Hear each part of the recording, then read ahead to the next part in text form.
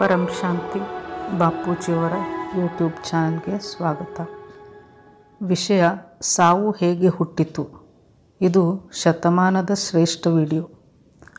ಅನಂತಭಾಯಿಯವರು ಬಾಪೂಜಿಯವರಿಗೆ ಕೇಳುತ್ತಾರೆ, ಸನಾತನ ಶಾಸ್ತ್ರಗಳಲ್ಲಿ ಹೇಳುವಂತೆ ಭೂಮಿಯ ಮೇಲೆ ಜನಸಂಖ್ಯೆ ಮಿತಿಮೀರಿದಾಗ ಬ್ರಹ್ಮನು ಸಾವನ್ನು ಸೃಷ್ಟಿಸಿದ. ಭೂಮಿ ಮೇಲೆ ಜನಸಂಖ್ಯೆ ಹೆಚ್ಚಾದಂತೆ ನೆಗೆಟಿವಿಟಿಯೂ ಕೂಡ ಹೆಚ್ಚಾಯಿತು, ಪಾಪವೂ ಹೆಚ್ಚಾಯಿತು, ಭೂಮಿ ಭಾರವಾಯಿತು. ಇದಕ್ಕೆಲ್ಲ ಕಥೆಗಳು ಕೂಡ ನಮ್ಮ ಶಾಸ್ತ್ರದಲ್ಲಿ ಸಿಗುತ್ತವೆ. ಆದರೆ ಬಾಪೂಜಿ, ನೀವು ಈ ಘಟನೆಯನ್ನು ಹೇಗೆ ವಿವರಿಸುತ್ತೀರಿ ಎಂದಾಗ ಬಾಪೂಜಿಯವರು ನೀಡುವಂತಹ ಉತ್ತರ ಈ ರೀತಿ ಇದೆ. ಇದನ್ನೆಲ್ಲ ತಿಳಿಯುವುದಕ್ಕೂ ಮುನ್ನ ಬ್ರಹ್ಮಾಂಡದ ರಚನೆ ಹೇಗಾಯಿತು ಎಂಬುದನ್ನು ತಿಳಿದುಕೊಳ್ಳಬೇಕು. ಈ ಬ್ರಹ್ಮಾಂಡದ ಮಾಲೀಕ ನಿರಾಕಾರ ಶಿವನು ಆಕಾರಿ ಶಿವನನ್ನು ಸೃಷ್ಟಿ ಮಾಡಿದ ಮತ್ತು ಆಕಾರಿ ಶಿವನು ಶಿವಶಕ್ತಿಯನ್ನು ಸೃಷ್ಟಿ ಮಾಡಿದ. ಶಿವಶಕ್ತಿಯರು ಸೇರಿ ವಿಷ್ಣುವನ್ನು ಸೃಷ್ಟಿ ಮಾಡಿದರು ಮತ್ತು ವಿಷ್ಣು ತನ್ನ ನಾಭಿಯಿಂದ ಬ್ರಹ್ಮನ ರಚನೆಯನ್ನು ಮಾಡಿದಾಗ ಬ್ರಹ್ಮನು ತನ್ನ ಸಂಕಲ್ಪ ಶಕ್ತಿಯಿಂದ ಸಪ್ತ ಋಷಿಗಳನ್ನು ಮತ್ತು ಸಪ್ತ ಲೋಕಗಳನ್ನು ರಚನೆ ಮಾಡಿದ. ಈ ಸಪ್ತ ಋಷಿಗಳು ಪರಂ ಪುರುಷರ ರಚನೆ ಮಾಡಿದರು. ಅಂದರೆ ಇವರ ಶರೀರ ಪರಂ ತತ್ವ ಮತ್ತು ಪರಂ ಪ್ರಕಾಶದಿಂದ ರಚಿಸಲ್ಪಟ್ಟಿತ್ತು. ಪರಂ ವಾಯು ಮತ್ತು ಪರಂ ಅಗ್ನಿಯೂ ಕೂಡ ಪರಂ ಪುರುಷರ ಶರೀರದಲ್ಲಿ ಇತ್ತು.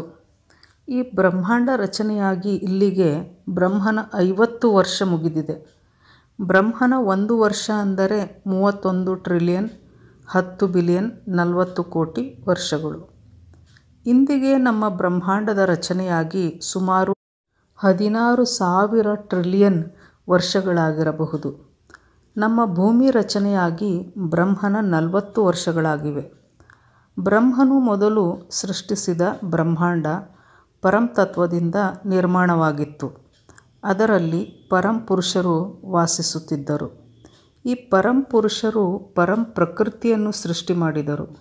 ನಮ್ಮ ಶಾಸ್ತ್ರಗಳಲ್ಲಿ ಬ್ರಹ್ಮಾಂಡದ ರಚನೆ ಹೇಗಾಯಿತು ಎಂಬ ಬಗ್ಗೆ ಹೇಳಲಾಗಿದೆ.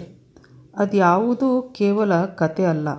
ನಮ್ಮಲ್ಲಿ ತಿಳಿದುಕೊಳ್ಳುವ ಶಕ್ತಿ ಮತ್ತು ಜ್ಞಾನ ಇಲ್ಲವಾಗಿ ಇದೆಲ್ಲ ಬರೀ ಕತೆಗಳು ಎನಿಸುತ್ತಿದೆ ಅಷ್ಟೆ.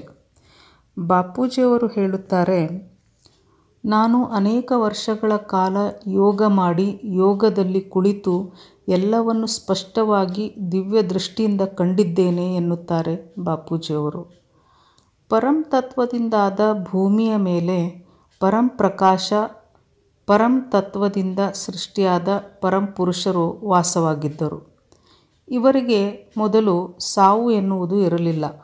ಬ್ರಹ್ಮನ 10 ವರ್ಷದವರೆಗೆ ಬ್ರಹ್ಮಾಂಡದಲ್ಲಿ ಎಲ್ಲೆಡೆ ಪರಂ ತತ್ವಗಳಿಂದ ಕೂಡಿದ ಜಗತ್ತು ಇತ್ತು. ನಂತರ ಪರಂ ಪುರುಷರು ನಿಧಾನವಾಗಿ ಪರಂ ತತ್ವದಿಂದ ಆಕಾಶ, ವಾಯು ಮತ್ತು ಅಗ್ನಿ ಈ 3 ತತ್ವಕ್ಕೆ ಬಂದರು. ಅವರಲ್ಲಿರುವ ಪರಂ ತತ್ವಗಳು ಕಾಣೆಯಾಗುತ್ತಾ ಬಂದು ಕೊನೆಗೆ ಅವರೇ ದೇವತೆಗಳಾದರು. ಮತ್ತೆ ಇವರೇ ಕೆಳಗೆ ಇಳಿಯುತ್ತಾ ಮನುಷ್ಯ ಅವತಾರಕ್ಕೆ ಬಂದರು. ಆಗ ಬ್ರಹ್ಮನು ಇವರಿಗಾಗಿ ಒಂದು ಸಾಧಾರಣ ಹಗುರವಾದ ಭೂಮಿಯನ್ನು ಸೃಷ್ಟಿ ಮಾಡಿದ. ನಂತರ ಸೂರ್ಯನ ಸೃಷ್ಟಿಯಾಯಿತು. ಆಗ ಸೂರ್ಯ ಪರಂ ತತ್ವದ ಪರಂ ಪ್ರಕಾಶವನ್ನು ಕೊಡುತ್ತಿದ್ದ ಮತ್ತು ಭೂಮಿಯ ಸುತ್ತ ಸುತ್ತುತ್ತಿದ್ದ. ಈ ಭೂಮಿ ಮೇಲೆ ಕ್ರಮೇಣ ಮೇಲಿಂದ ದೇವತೆಗಳೆಲ್ಲ ಇಳಿಯುತ್ತಾ ಬಂದು ಭೂಮಿ ಮೇಲೆ ಮನುಷ್ಯರ ಸಂಖ್ಯೆ ಕ್ರಮೇಣ ಹೆಚ್ಚತೊಡಗಿತು. ಅಂದರೆ ದೇವತೆಗಳು ಅವ್ಯಕ್ತ ತತ್ವದಲ್ಲಿದ್ದವರು ಭೂಮಿ ಮೇಲೆ ವ್ಯಕ್ತ ತತ್ವಕ್ಕೆ ಸಾಕಾರಿಯಾಗಿ ಉಳಿಯತೊಡಗಿದರು. ಆಗಲೂ ಕೂಡ ಸಾವು ಅಥವಾ ಮೃತ್ಯು ಅನ್ನುವುದು ಹುಟ್ಟಿರಲಿಲ್ಲ. ಅಂದರೆ ಆಗಿನ ಮನುಷ್ಯನ ಶರೀರದಲ್ಲಿ ಪರಂ ತತ್ವದ ಅಂಶವು ಬಹಳ ಸ್ವಲ್ಪ ಪ್ರಮಾಣದಲ್ಲಿ ಉಳಿದಿತ್ತು. ಅಂದರೆ ಅಲ್ಪ ಪ್ರಮಾಣದ ಪರಂ ತತ್ವದ ಮೇಲೆ ಆಕಾಶ, ವಾಯು ಮತ್ತು ಅಗ್ನಿ ಈ 3 ತತ್ವಗಳು ಆವರಿಸಿದವು.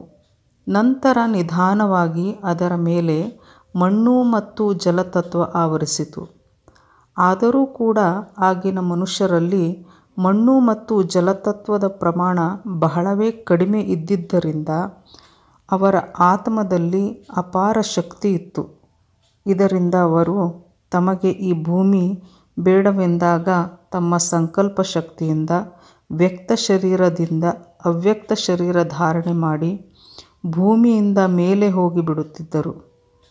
ಅಂದರೆ ಭೂಮಿಯಿಂದ ಮೇಲಿರುವ 2ನೇ ಲೋಕ, 3ನೇ ಲೋಕ, 4ನೇ ಲೋಕ ಹೀಗೆ ಮೇಲಿನ ಲೋಕಗಳಿಗೆ ಪ್ರಯಾಣ ಮಾಡುತ್ತಿದ್ದರು. ಕಾರಣ ಅವರಲ್ಲಿ ಬಹಳ ಆತ್ಮಶಕ್ತಿ ಇದ್ದಿದ್ದರಿಂದ ಅವರು ಈ ಭೂಮಿ ಮೇಲೆ ಹೆಚ್ಚು ಕಾಲ ನಿಲ್ಲದೆ ಮೇಲೆ ಹೋಗುತ್ತಿದ್ದುದರಿಂದ ಮೃತ್ಯುವಿನ ಅವಶ್ಯಕತೆಯೇ ಬರಲಿಲ್ಲ.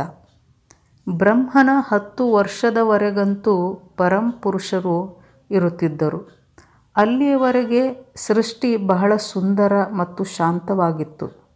ಬ್ರಹ್ಮನ 20 ವರ್ಷಗಳಾದಾಗ ಪರಂತತ್ವ ಸಂಪೂರ್ಣ ನಶಿಸಿ ಹೋಯಿತು. ಅಂದರೆ ಸಂಪೂರ್ಣ ಝೀರೋ ಆಗಿ ಹೋಯಿತು. ಆಗ ಭೂಮಿಯ ಮಣ್ಣು ತತ್ವ ಮತ್ತು ಜಲತತ್ವ ಭಾರವಾಗುತ್ತಾ ಹೋದವು. ಹಗುರವಾಗಿದ್ದ ಭೂಮಿ ಈಗ ಭಾರವಾಗುತ್ತಾ ಹೋಯಿತು ಮತ್ತು ಕಲಿಯುಗ, ಸತ್ಯಯುಗ, ದ್ವಾಪರ, ತ್ರೇತಾಯುಗಗಳೆಲ್ಲ ಆರಂಭಗೊಂಡವು. ಇದಕ್ಕೂ ಮೊದಲು ಈ ಯುಗಗಳೇ ಇರಲಿಲ್ಲ. ಹೇಗೆ ಮನುಷ್ಯ ಆತ್ಮಶಕ್ತಿಯನ್ನು ಕಳೆದುಕೊಂಡು ಕೆಳಸ್ತರಕ್ಕೆ ಇಳಿಯತೊಡಗಿದನೋ ಮನುಷ್ಯರ ಸಂಖ್ಯೆಯೂ ಕೂಡ ಹೆಚ್ಚಾಯಿತು. ಮನುಷ್ಯ ತನ್ನ ಸಂಕಲ್ಪ ಶಕ್ತಿಯಿಂದ ಮೊದಮೊದಲು ತನ್ನ ಮನರಂಜನೆಗಾಗಿ ಪ್ರಾಣಿ ಪಕ್ಷಿಗಳನ್ನು ಸೃಷ್ಟಿ ಮಾಡಿದ್ದ. ಈಗ ಎಲ್ಲದರ ಸಂಖ್ಯೆ ಹೆಚ್ಚಾಗುತ್ತಾ ಹೋಯಿತು. ಅಂದರೆ ಪ್ರಾಣಿ ಪಕ್ಷಿಗಳ ಸಂಖ್ಯೆಯು ಹೆಚ್ಚಾಯಿತು. ಆತ್ಮಶಕ್ತಿ ಕಳೆದುಕೊಂಡ ಮೇಲೆ ಮನುಷ್ಯನ ಸಂಕಲ್ಪ ಶಕ್ತಿ ಸಂಪೂರ್ಣ ನಶಿಸಿ ಹೋಯಿತು. ಮೊದಲು ತನಗೆ ಈ ಭೂಮಿ ಮೇಲಿರುವುದು ಸಾಕೆನಿಸಿದಾಗ ಮೇಲಿನ ಲೋಕಗಳಿಗೆ ಹೋಗುತ್ತಿದ್ದ. ಈಗ ಆ ಶಕ್ತಿಯೇ ಇಲ್ಲವಾಗಿ ಹೋಯಿತು. ಮೊದಲು ಸಂಕಲ್ಪದಲ್ಲಿ ಶಕ್ತಿ ಇದ್ದಿದ್ದರಿಂದ ಮನುಷ್ಯ ಇಚ್ಛಾಮರಣಿಯಾಗಿದ್ದ ಮತ್ತು 5 ತತ್ವದಿಂದ 3 ತತ್ವಕ್ಕೆ ತನ್ನನ್ನು ತಾನು ರೂಪಾಂತರಿಸಿಕೊಂಡು ಮೇಲಿನ ಲೋಕಗಳನ್ನು ಸೇರುತ್ತಿದ್ದ. ಆತ್ಮ ಮೊದಲು ಸತೋಪ್ರಧಾನವಾಗಿತ್ತು. ಕ್ರಮೇಣ ಆತ್ಮಶಕ್ತಿ ಕಡಿಮೆಯಾಗುತ್ತಾ ಆತ್ಮವು ರಜೋಗುಣಕ್ಕೆ ಬಂದು ಕೊನೆಯಲ್ಲಿ ತಮೋಗುಣಕ್ಕೆ ಬಂದುಬಿಟ್ಟಿತು. ಆತ್ಮನಲ್ಲಿ ಎಲ್ಲಿಯವರೆಗೆ ಶಕ್ತಿ ಇತ್ತೋ ಅಲ್ಲಿಯವರೆಗೆ ಶರೀರದಲ್ಲೂ ಕೂಡ ಶಕ್ತಿ ಇತ್ತು, ಸಂಕಲ್ಪದಲ್ಲಿಯೂ ಶಕ್ತಿ ಇತ್ತು. ಈಗ ಎಲ್ಲ ಶಕ್ತಿಯನ್ನು ಕಳೆದುಕೊಂಡ ಮನುಷ್ಯ ಭೂಮಿಯ ಮೇಲೆಯೇ ಇರತೊಡಗಿದ. ಆತ್ಮಶಕ್ತಿಯನ್ನು ಕಳೆದುಕೊಂಡ ದೇವತೆಗಳೆಲ್ಲ ಈ ಭೂಮಿಯ ಮೇಲೆ ಮನುಷ್ಯರಾಗಿ ಇರತೊಡಗಿದರು. ಕಾರಣ ಮೇಲೆ ಹೋಗಲಿಕ್ಕೆ ಆತ್ಮಶಕ್ತಿಯೂ ಇಲ್ಲವಾಯಿತು. ಇಚ್ಛಾಮರಣ ಹೊಂದಲು ಸಂಕಲ್ಪದಲ್ಲಿ ಶಕ್ತಿಯೂ ಇಲ್ಲವಾಯಿತು. ಭೂಮಿಗೆ ಬಂದವರೆಲ್ಲ ಇಲ್ಲಿಯೇ ಇರತೊಡಗಿ ಸಂಖ್ಯೆ ಮಿತಿಮೀರಿದಾಗ ಬ್ರಹ್ಮನು ಯಮ ಮತ್ತು ಯಮಲೋಕವನ್ನು ಸೃಷ್ಟಿ ಮಾಡಿದ. ನಂತರ ಸಾವನ್ನು ಸೃಷ್ಟಿ ಮಾಡಿದ. ಆಗ ಯಮನು ಯಮದೂತರನ್ನು ಭೂಮಿಗೆ ಕಳುಹಿಸುತ್ತಿದ್ದ. ಅವರು ಮನುಷ್ಯರ ಪ್ರಾಣವನ್ನು ತೆಗೆದುಕೊಂಡು ಹೋಗುತ್ತಿದ್ದರು. ಚಿತ್ರಗುಪ್ತ ಎಲ್ಲರ ಕರ್ಮಗಳ ಲೆಕ್ಕ ಇಡುತ್ತಿದ್ದ. ಕರ್ಮಕ್ಕೆ ಅನುಗುಣವಾಗಿ ಮನುಷ್ಯ ಆತ್ಮರನ್ನು ಸ್ವರ್ಗಕ್ಕೆ ಕಳುಹಿಸುತ್ತಿದ್ದರು. ಪಾಪಗಳನ್ನು ಮಾಡಿದ ಮನುಷ್ಯರಿಗಾಗಿ ಭೂಮಿಯ ಕೆಳಗೆ ನರಕಲೋಕಗಳು ಕೂಡ ಸೃಷ್ಟಿಯಾದವು. ಭೂಮಿ ಮೇಲೆ ಈಗ ನಡೆಯುತ್ತಿರುವ ಕಲಿಯುಗದ ಹಿಂದಿನ ಸತ್ಯಯುಗ ಅಂದರೆ ಈಗಿನ ಚತುರ್ಯುಗದ ಸತ್ಯಯುಗದಲ್ಲಿ ಪೃಥು ಎಂಬ ರಾಜನು ರಾಜ್ಯವಾಳುತ್ತಿದ್ದ. ಅದರಲ್ಲಿ ಅವರ ಆಯುಷ್ಯ 1,00,000 ವರ್ಷವಾಗಿತ್ತು. ನಮ್ಮ ಈಗಿನ ಚತುರ್ಯುಗಕ್ಕೆ ಮೊದಲು ಈ ರೀತಿಯ ಒಟ್ಟು 10 ಚತುರ್ಯುಗಗಳು ಜರುಗಿ ಹೋಗಿವೆ. ನಮ್ಮ ಈಗ ನಡೆಯುತ್ತಿರುವ ಕಲಿಯುಗದ ಚತುರ್ಯುಗದಲ್ಲಿನ ಸತ್ಯಯುಗದಲ್ಲಿಯೂ ಕೂಡ ಇಚ್ಛಾಮರಣ ಎಂಬುದು ಇತ್ತು. ಅಂದರೆ ಯಮರಾಜ ಈ ಭೂಮಿಗೆ ಬಂದಿದ್ದು ತ್ರೇತಾಯುಗದ ಮಧ್ಯದಿಂದ. ಸತ್ಯಯುಗ ಯಮರಾಜನ ರಜಾದಿನಗಳಾಗಿದ್ದವು. ತ್ರೇತಾದಿಂದ ಯಮನ ಕೆಲಸ ಆರಂಭವಾಯಿತು. ನಮ್ಮ ಶಾಸ್ತ್ರಗಳಲ್ಲಿ ನಮ್ಮ ಈ ಚತುರ್ಯುಗದಲ್ಲಿನ ಸತ್ಯಯುಗ, ತ್ರೇತಾಯುಗ, ದ್ವಾಪರ ಯುಗದ ಕಥೆಗಳು ನಮಗೆ ಸಿಗುತ್ತವೆ. ಬ್ರಹ್ಮಾಂಡ ಸದಾ ಪರಿವರ್ತನೆ ಹೊಂದುತ್ತಿರುತ್ತದೆ. ಪ್ರತಿಯೊಂದು ನಿಯಮವೂ ಕೂಡ ಬದಲಾಗುತ್ತದೆ. ಈಗ ಕಲಿಯುಗದಲ್ಲಿ ಯಮರಾಜ, ಯಮಲೋಕ, ಈ ಎಲ್ಲ ಸಿಸ್ಟಮ್ಗಳು ಬದಲಾಗಿ ಹೋಗಿವೆ. 900 ಟ್ರಿಲಿಯನ್ ವರ್ಷಗಳಿಂದ ಈ ಚತುರ್ಯುಗಗಳು ನಡೆಯುತ್ತಲೇ ಇವೆ. ಮೃತ್ಯು ಎನ್ನುವುದು ಹುಟ್ಟಿದ ಮೇಲೆ ಪ್ರಳಯ ಮತ್ತು ಕಲ್ಪಪ್ರಳಯ, ಪ್ರಳಯ, ಮಹಾಪ್ರಳಯ ಎಲ್ಲವೂ ಆರಂಭವಾದವು. ಎಲ್ಲಿಯವರೆಗೆ ಆತ್ಮನಲ್ಲಿ ಶಕ್ತಿ ಇತ್ತೋ ಅಲ್ಲಿಯವರೆಗೆ ಮನುಷ್ಯನ ಆಯುಷ್ಯ ಕೂಡ ಸುದೀರ್ಘವಾಗಿತ್ತು. ಶರೀರವು ಸದೃಢವಾಗಿತ್ತು. ಕ್ರಮೇಣ ಆತ್ಮಶಕ್ತಿ ಕುಂದುತ್ತಾ ಬರುತ್ತಿದ್ದಂತೆ ಆಯುಷ್ಯ, ಆರೋಗ್ಯ, ಸಂಕಲ್ಪ ಶಕ್ತಿ ಎಲ್ಲವೂ ಕಡಿಮೆಯಾಗಿ ಸಂಕಲ್ಪ ಶಕ್ತಿಯಂತೂ ಈಗ 0 ಆಗಿಬಿಟ್ಟಿದೆ. ಹೀಗಿದ್ದರೂ ಕೂಡ ಸ್ವಲ್ಪವಾದರೂ ಆತ್ಮಶಕ್ತಿ ಇರುವಂತಹ ಆತ್ಮರು ತಪಸ್ಸು ಮಾಡಿ ಜ್ಞಾನ ಪಡೆದು ಮೇಲಿನ ಲೋಕಗಳಿಗೆ ಹೋಗುತ್ತಾರೆ. ಮೇಲೆ ಹೋದ ಆತ್ಮರು ಮತ್ತೆ ಈ ಭೂಮಿಗೆ ಬರಲು ಇಚ್ಛಿಸುವುದಿಲ್ಲ. ಆದರೆ ಕೆಲವೊಮ್ಮೆ ಬೇರೆ ಬ್ರಹ್ಮಾಂಡಗಳಿಂದ ಹೆಚ್ಚು ಆತ್ಮಶಕ್ತಿ ಇರುವಂತಹ ಆತ್ಮರು ಅನೇಕ ಬ್ರಹ್ಮಾಂಡಗಳನ್ನು ನೋಡುತ್ತಾ ನೋಡುತ್ತಾ ಬಂದು ನಮ್ಮ ಭೂಮಿಯ ಮೇಲೆ 5 ತತ್ವದಲ್ಲಿನ ಮನುಷ್ಯರನ್ನು ಕಂಡು ತಾವೂ ಕೂಡ ಇಚ್ಛೆಪಟ್ಟು 5 ತತ್ವದ ಮನುಷ್ಯರಾಗಿ ಉಳಿದುಕೊಂಡು ಬಿಟ್ಟಿದ್ದಾರೆ. ಮನುಷ್ಯರಾಗುತ್ತಿದ್ದಂತೆ ಮಾಯೆಯ ಬಲೆಗೆ ಬಿದ್ದು ಆತ್ಮಶಕ್ತಿ ಸಂಪೂರ್ಣ ಕಳೆದುಕೊಂಡು ತಾವು ಯಾರು, ಎಲ್ಲಿಂದ ಬಂದೆವು, ಏಕೆ ಬಂದೆವು ಎಲ್ಲವನ್ನೂ ಮರೆತು ಬಿಟ್ಟರು. ಇಲ್ಲಿಯೇ ಜನನ ಮರಣದ ಚಕ್ರಕ್ಕೆ ಸಿಲುಕಿ ಒದ್ದಾಡುತ್ತಿದ್ದಾರೆ. ಹೀಗೆ ಬಂದವರಲ್ಲಿ ಬಹಳಷ್ಟು ಜನರು ಮೇಲಿನ ಲೋಕಕ್ಕೆ ಹೋಗಲು ಇಚ್ಛಿಸುತ್ತಾರೆ. ಆದರೆ ಆತ್ಮಜ್ಞಾನವಿಲ್ಲದಿರುವುದರಿಂದ ಇದು ಅವರಿಗೆ ಸಾಧ್ಯವಾಗುತ್ತಿರಲಿಲ್ಲ. ಇಂತಹ ಪರಿಸ್ಥಿತಿಯಲ್ಲಿ ಮೇಲಿನ ಲೋಕಗಳಿಂದ ಋಷಿ ಮುನಿಗಳು ಬಂದು ಜ್ಞಾನ ಹೇಳತೊಡಗಿದರು. ಹೀಗೆ ಅನೇಕ ರೀತಿಯಲ್ಲಿ ಮಹಾನ್ ಆತ್ಮರು ಬಂದು ಜ್ಞಾನ ನೀಡಿ ಹೋದರು. ಆದರೆ ಮಾಯೆಯಲ್ಲಿ ಸಿಲುಕಿದ ಆತ್ಮರು ಪ್ರಾಣ ಬಿಡಲು ಇಷ್ಟಪಡುತ್ತಿರಲಿಲ್ಲ. ಆಗ ಯಮರಾಜನು ಬಂದು ಅವರ ಆತ್ಮವನ್ನು ದೇಹದಿಂದ ಬಲವಂತವಾಗಿ ಎಳೆದುಕೊಂಡು ಒಯ್ಯುತ್ತಿದ್ದ. ಕಾರಣ ತಾವಾಗಿ ಯಾರೂ ಕೂಡ ಹೋಗಲು ಇಚ್ಛಿಸುತ್ತಿರಲಿಲ್ಲ. ಭೂಮಿ ಮೇಲೆ ಮನುಷ್ಯ ಆತ್ಮರಂತೆ ಪ್ರಾಣಿ, ಇತರ ಜೀವಿಗಳ ಸಂಖ್ಯೆಯೂ ಕೂಡ ಹೆಚ್ಚಾಗುತ್ತಾ ಹೋಯಿತು. ಯಮರಾಜನ ಕೆಲಸ ಕೇವಲ ಮನುಷ್ಯ ಆತ್ಮರನ್ನು ಎಳೆದೊಯ್ಯುವುದಾಗಿತ್ತು. ಹೀಗಾಗಿ ಪ್ರಾಣಿಗಳ ಸಂಖ್ಯೆ ಕಡಿಮೆ ಮಾಡಲು ಒಂದು ಪ್ರಾಣಿಯನ್ನು ತಿನ್ನಲು ಇನ್ನೊಂದು ಪ್ರಾಣಿಯನ್ನು ಸೃಷ್ಟಿ ಮಾಡಲಾಯಿತು. ಒಂದನ್ನು ತಿನ್ನಲು ಒಂದು, ಎರಡನೆಯದನ್ನು ತಿನ್ನಲಿಕ್ಕೆ ಮೂರನೆಯ ಪ್ರಾಣಿ, ಮೂರನೆಯದನ್ನು ತಿನ್ನಲಿಕ್ಕೆ ನಾಲ್ಕನೆಯದು.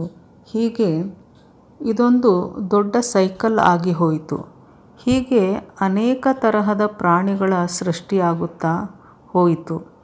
ಒಟ್ಟಾರೆ ಸತ್ಯಯುಗದವರೆಗೆ ಇಚ್ಛಾಮರಣವಿತ್ತು. ತ್ರೇತಾಯುಗದ ಮಧ್ಯಭಾಗದಿಂದ ಮೃತ್ಯು ಆರಂಭವಾಯಿತು. ಈಗ ಕಲಿಯುಗದಲ್ಲಂತೂ ಇಚ್ಛಾಮರಣ ಎಂಬ ಮಾತೇ ಇಲ್ಲ. ಸಾವಿನಂಚಿನಲ್ಲಿರುವ ವೃದ್ಧರು, ರೋಗಿಗಳು ಆಸ್ಪತ್ರೆಯಲ್ಲಿ ಬಿದ್ದು ನರಳಾಡುತ್ತಿದ್ದಾರೆ. ಸಾವಿಗಾಗಿ ಪ್ರಾರ್ಥನೆ ಮಾಡುತ್ತಿದ್ದಾರೆ. ಇಷ್ಟಾದರೂ ಎಷ್ಟೋ ಜನಕ್ಕೆ ಸಾವು ಬರುತ್ತಿಲ್ಲ. ಹೇಗೆ ಈಗ ಭೂಮಿಯ ಮೇಲೆ ರಾಜರ ಕಾಲ ಹೋಗಿ ಪ್ರಜಾಪ್ರಭುತ್ವ ಬಂತೋ ಅದೇ ರೀತಿ ಯುಗಗಳು ಕಳೆದಂತೆ ಯುಗಧರ್ಮಗಳು, ನಿಯಮಗಳು ಪರಿವರ್ತನೆ ಆಗುತ್ತಾ ಹೋದವು. ಈಗ ಕಲಿಯುಗದಲ್ಲಿ ಯಮರಾಜನ ಕಾರ್ಯಭಾರವೇ ಇಲ್ಲ.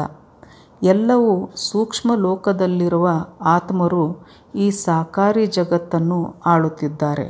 ಮನುಷ್ಯರ ಕರ್ಮ ವಿಕರ್ಮವೆಲ್ಲ ಅವರವರ ಆತ್ಮದಲ್ಲಿಯೇ ರೆಕಾರ್ಡ್ ಆಗುತ್ತಿದೆ. ಅದೆಲ್ಲವನ್ನು ಆಯಾ ಕಾಲದಲ್ಲಿ ಅವರು ಅನುಭವಿಸಲೇಬೇಕು. ಭೂಮಿಯ ಮೇಲೆ ಈಗ ಅನೇಕ ಧರ್ಮಗಳು ಬಂದವು, ಅನೇಕ ಧರ್ಮಗುರುಗಳು ಬಂದರು, ಅನೇಕ ಧರ್ಮ ಮತ ಪಂಥಗಳೂ ಬಂದವು. ಆಯಾ ಆತ್ಮರನ್ನು ಕರೆದೊಯ್ಯಲು ಅವರವರ ಸೂಕ್ಷ್ಮ ಲೋಕದಲ್ಲಿರುವ ಧರ್ಮಗುರುಗಳು ಬಂದು ಕರೆದೊಯ್ಯುತ್ತಿದ್ದಾರೆ. ಪರಿವರ್ತನೆ ಜಗದ ನಿಯಮ. ಸೃಷ್ಟಿ ಮತ್ತು ಸೃಷ್ಟಿ ನಿಯಮಗಳು ಆತ್ಮರ ಆತ್ಮಶಕ್ತಿಗೆ ಅನುಗುಣವಾಗಿ ಪರಿವರ್ತನೆಯಾಗುತ್ತಿರುತ್ತವೆ. ಪರಂ ಶಾಂತಿ. ಬೇಹದ್ ಕಿ परम शांति है, परम शांति है.